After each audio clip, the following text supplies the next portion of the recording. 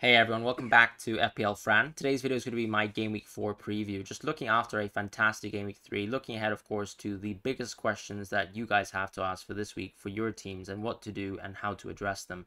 As far as the first question of the week, I think it's going to be what to do with your midfielders. A lot of us are on a setup where we have, let's say, 2 Arsenal midfielders, 2 United midfielders, and then maybe another pick, someone like Mbumo, Mitoma, or March.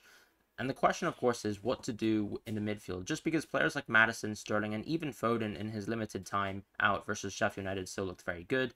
Foden, of course, with a slightly jammy assist. But the reality is, of course, if you can see Foden starting again, and if the only reason preventing him from starting was illness, then he still looks like a great pick going forwards. And I can understand the want for people to move into these picks in the midfield. In my opinion, I would say the only midfielders that I'd really consider moving out at this point in time is probably that second Arsenal midfielder. Because the reality with United is that we can have genuine guarantees that Rashford and Fernandes are the key players for these teams. Yes, of course, Rashford hasn't really looked up to scratch as of late, but we do know that he will play better in this left wing position. And with Højlund coming back soon, and the idea really with FPL being that you capitalize on a run of fixtures, just not particularly in Game Week 4, because yes, it's a bad fixture for all your players, for your Arsenal and Man United, because we're expecting that it's going to be quite a tense game, quite a nervy game, but in my opinion, this is a good opportunity to actually keep Rashford and Fernandes. I would actually probably consider moving out of your Kai Havertz's, your Gabriel Martinelli's, and maybe even your Odegaard's at this point in time. I do think Odegaard's quite a nice keep, but if the only thing going for Odegaard is that he's sometimes the penalty taker, I think given his sort of role in the team as effectively a centre mid, it's not exactly the player that you want to be spending 8.5 million at right now, given the fact that other teams have fantastic games and fantastic runs of forms. And when you look at the underlying stats for the first 3 game weeks, for players like Maddison and Sterling in particular, these are the 2 picks where I would definitely say spend the transfer to these players. And if you haven't gotten Mbumo already, I think this is also still a great opportunity to jump onto him.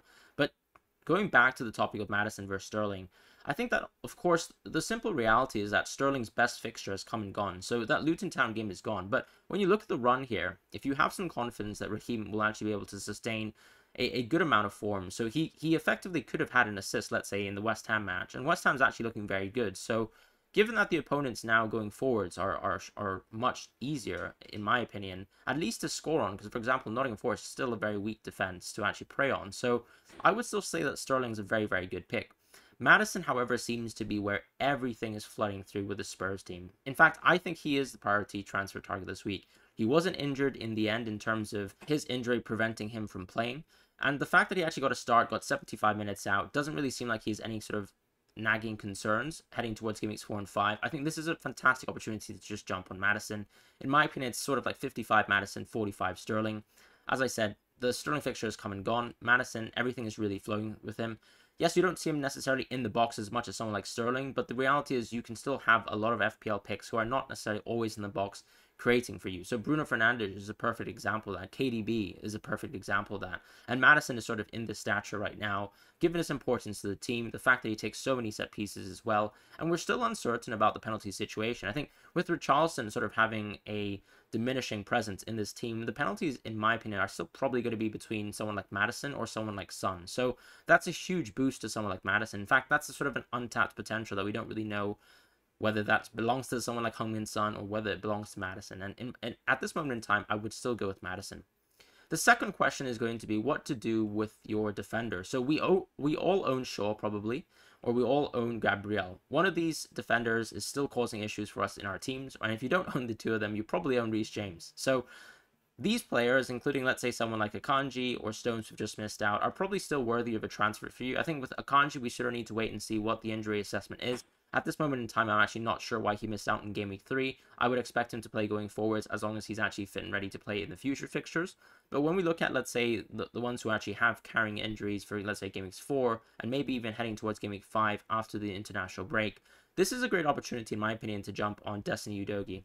He's someone that I actually mentioned was a differential for the 4.5 position, but right now you have an opportunity to jump on him with 2 perfect fixtures. I did say that Ben Davies could be someone that can actually fill in left back minutes because Ange Postecoglou has actually mentioned that he sees Ben Davies more as a left back. But the reality is that given that Destiny has actually gotten 3 consistent starts so far, and even let's say when him being taken off and Davies only filling in minutes there, with Angie talking about how Destiny actually seemed fine after the press conference, I don't really see Destiny's minutes being hampered from the point of view of that upside being lost. The reality is these two fixtures coming up are still very, very good, and Game Week 5 is basically the perfect Destiny Udogi fixture. So even though he had a great haul this week, you're still actually able to capitalize on the future best fixture.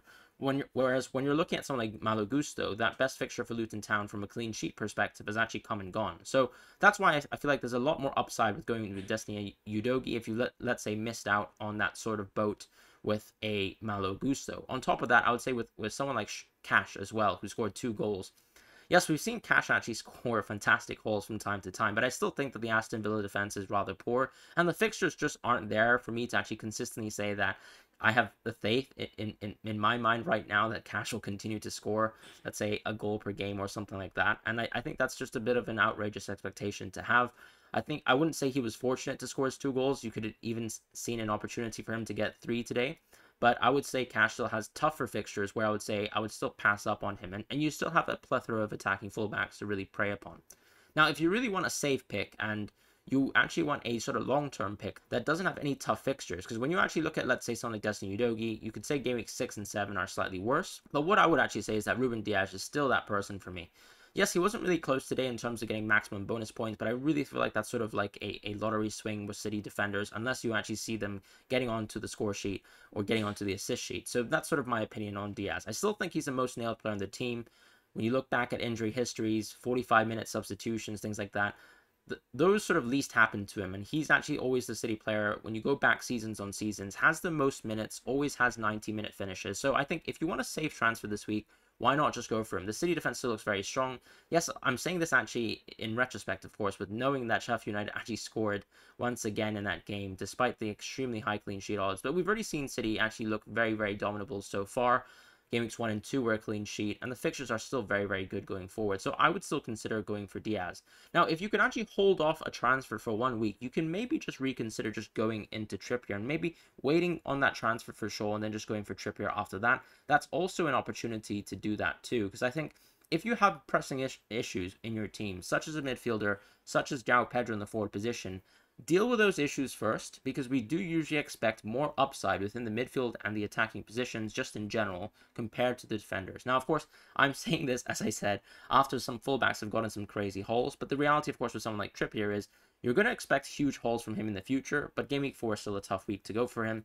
So if you're actually waiting on a transfer and you've actually got very, very good depths, let's say you already have Destiny on your team, let's say you already have Gusto on your team, just wait for that transfer, maybe push it towards Game Week 5, and tank those price drops, because price just doesn't really matter in FPL, in my opinion, at this moment in time. As far as the last question, it's going to be what to do with your forwards.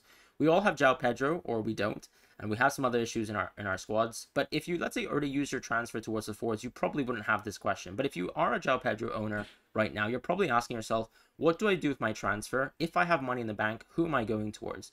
In my opinion, the first option is still going to be Nicholas Jackson. Yes, a lot of people have actually mentioned the fact that he's shown subpar finishing from game weeks 1 to 3, but that is still too small of a sample size. And even if you look at his sort of domestic top flight career, that's the same thing with his sort of stint in VRL as well. I would say, of course, that there's a lot of sort of untapped upside that there is with Jackson, and there's obviously a lot of rawness around the edges around with him as well. What I saw in the preseason was completely different. I saw a really composed player, someone who could do absolutely everything. And I can still see elements of that even within the Luton Town game. Still exceptional hold-up, very good press, defending as well, sort of reminiscent of Tony in that aspect where he's a very all-round utility player, but you could argue maybe not as composed right now at this moment in time compared to someone like a Tony. But I just think that these run of fixtures for Chelsea are so good. He's still at an exquisite price. No one's really seemingly taking his minutes away, even though he's, let's say, sometimes being taken off at 85 minutes. But that's more than enough to actually expect returns from a Chelsea attacker who's great games, as I said, until Game Week 8. So I would go for Jackson as my priority transfer replacement. Then we actually have some sort of riskier options. Players like Isaac, and also Julian Alvarez. What I would say about these two players is that I think Julian Alvarez is the better transfer from a Game Week 4 point of view, because he's got that fixture. The Fulham at-home fixture is very good. We saw Arsenal only score 2 goals versus Fulham, but actually create upwards of 3 XG. Julian Alvarez is usually a very clinical finisher. He actually did miss some good opportunities in the Sheffield United away match, but I would just put that aside as just one fixture. Historically, he's been a very good finisher, and I would expect Julian Alvarez to have a lot of upside as your sort of target transfer for Game Week 4. Now, if you can sort of hold the transfer for 1 more week maybe as well, I think Isaac is a very good transfer too. just looking into the horizon, if you can play something like a 4-5-1 and you've got João Pedro in your team and you can actually keep him for one more week, the same logic as sort of holding Shaw for another week, you can actually maybe go for Isaac on the week after this. Alternatively, I think the safest player in this game, as proven so far, is Ollie Watkins. The fixtures aren't perfect, but you're probably going to be looking at him back in your team in game week 7 or 8. And why not push that transfer a little bit forwards? If you, let's say, have no confidence in Jackson, you don't expect Darwin Núñez to get starts consistently, and Liverpool forwards are very, very hard to sort of pick between, why not just go for someone like Ollie Watkins who's that consistent? I feel like this is an opportunity to actually jump onto him if you don't already have him already. Now, if you're someone who just moved out of Watkins because you're sort of following other people's transfers, I think that's quite tough. I would not advise going for Watkins now. But the reality is maybe the forwards are actually giving too much of a headache for us. And maybe going for a forward like Ollie Watkins will actually prevent that headache, actually allow us to sort of continue to spend those transfers in upgrading on the defense, upgrading on the midfield that are continuously changing. For example, someone like Diaby, who I haven't even mentioned in the midfield, was fantastic in the match versus Burnley, but you can't have them all in the midfield. And that's also why I would say, just looking at this week, don't be too aggressive. Don't take crazy hits. If your team still has good fixtures, good runs ahead, and your players have good minutes, and they're not Richarlison, for example, or Kai Havertz, you can probably keep these players. You don't have to go for crazy -4s to just catch the points from previous week. Have some faith in the team selection that you've had, and see out those picks in the runs ahead. And that's going to be it for the Game Week 4 preview. I hope you guys have a wonderful time, and I'll see you guys in the next video.